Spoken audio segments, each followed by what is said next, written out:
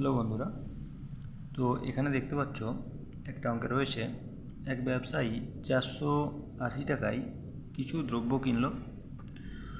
মোট দ্রব্যের 1/5 25% ক্ষতিতে বিক্রয় করে। বাকি অংশ শতকরা কত লাভে বিক্রি করলে, কত পার্সেন্ট লাভে বিক্রি করলে মোটের উপর 25% লাভ হবে।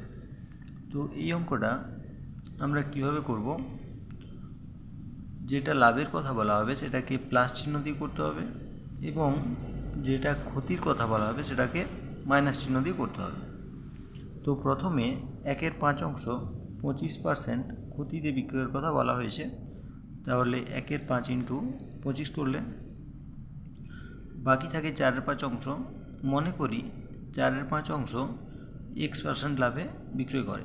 যেহেতু বাকিটা লাভ, তাহলে প্লাস চিহ্ন দিয়ে লিখলাম। মোটের উপর লাভ হবে 25%, তাহলে প্লাস দিয়ে 25। এরপর কি করবে?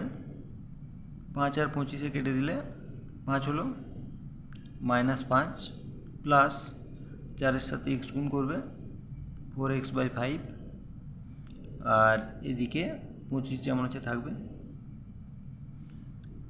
এরপর 4x/5 সমান এই 5টা ওদিকে চলে যাবে, তাহলে কী হবে? মাইনাসটা প্লাস হয়ে যাবে। তাহলে 25 আর 5 যোগ করবে, তাহলে হয়ে যাবে 30, বা 4x/5 সমান 30 হলো। তাহলে 4x সমান 30 আর 5 গুণ করলে 150। এক্সের মান হয়ে যাবে 150/4। এদিকে 2 দিয়ে কেটে যাবে, 2×75 150, 2 দুগুণে 4। 75-এর 2%, বা এটাকে যদি ভগ্নাংশে ভাঙো তখন কত হবে?